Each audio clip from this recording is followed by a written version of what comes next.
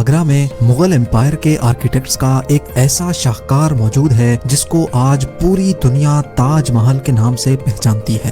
42 ایکڑ پر پھیلا دور سے ہی چمکتا ہوا یہ مقبرہ جہاں اپنے اندر خوبصورتی کے باغیچے سجائے ہوئے ہے، وہیں اس کے اوپر غم اور اداسی کے کئی بادل ابھی تک منڈلا رہے ہیں۔ لگ بھگ 400 سال پہلے بنائی جانے والی یہ خوبصورت بلڈنگ جہاں اپنے دور کی سب سے بڑی اور سب سے شاندار بلڈنگ ہوا کرتی تھی، وہیں آج اس کو دنیا کا 7واں عجوبہ بھی مانا جاتا ہے۔ اس عالیشان اسٹرکچر کو بنانے میں 20,000 مزدوروں نے دن رات خون پسینہ بہایا، اور وہ بھی 1 یا 2 سالوں تک نہیں بلکہ پورے 22 سالوں تک۔ اگر آج کے دور میں اس کی قیمت کا اندازہ لگایا جائے تو سنگ مرمر کا یہ انمول مقبرہ حیرت انگیز طور پہ $1 بلین یعنی 7,500 کروڑ روپیوں سے بھی زیادہ مہنگا ہے، کیونکہ اس بلڈنگ میں مغل آرکیٹیکٹس نے اپنے ہنر کی کئی ایسی نشانیاں چھوڑی تھیں جن کی دنیا کے ٹاپ انجینئرز بھی آج تک تعریف کرتے ہیں۔ اس بلڈنگ کو ایسے ڈیزائن کیا گیا کہ جب مین گیٹ کے پیچھے سے اس کو دیکھا جاتا ہے تو یہ کافی بڑی لگتی ہے، لیکن جیسے ہی مین گیٹ کی طرف بڑھا جاتا ہے تو آٹومیٹیکلی اس کا سائز چھوٹا ہوتا جاتا ہے۔ دماغ کو چکرا دینے والی پہلی ٹرک نہیں تھی جو مغل آرکیٹیکٹس نے استعمال کی ہو۔ اس کے گرد چاروں میناروں کو بالکل سیدھا کھڑا نہیں کیا گیا، بلکہ یہ مینار باہر کی طرف تھوڑا جھکے ہوئے ہیں، کیونکہ اگر ان کو سیدھا کھڑا کیا جاتا تو دور سے دیکھنے پر یہ اندر کی طرف جھکے ہوئے لگتے، جیسا کہ ان مسجدوں میں آپ دیکھ سکتے ہیں۔ ان میناروں کو باہر کی طرف جھکانے کا ایک اور ریزن بھی تھا، اور وہ یہ تھا کہ خطرناک ارتھ کوئک کی صورت میں اگر یہ مینار گرے بھی تو یہ باہر کی طرف گر کر تاج محل پر ایک آنچ بھی نہ آنے دے۔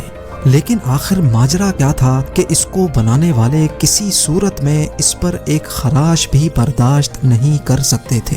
تاج محل کے وہ کون سے راز تھے جن کو 400 سال پہلے چھپانے کی کوشش کی گئی تھی، اور جب اس دور میں کنکریٹ یا اسٹیل ہی نہیں ہوا کرتا تھا تو آخر اس عالیشان مقبرے اور اس پر موجود 40 میٹر اونچے ڈوم کو کیسے بنایا گیا؟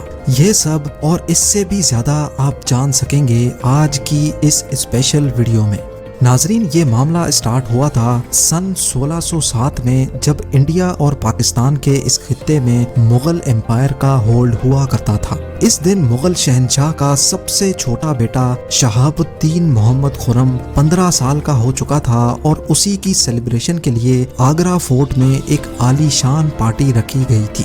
خرم مغل شہنشاہ کو سب سے زیادہ عزیز تھا، اسی وجہ سے اس کے ہر جنم دن پر اس کو ہیرے جواہرات اور سونے سے تولا جاتا تھا، یعنی جتنا وزن شہزادے خرم کا ہوتا تھا اتنا ہی خزانہ اس کے نام کر دیا جاتا تھا۔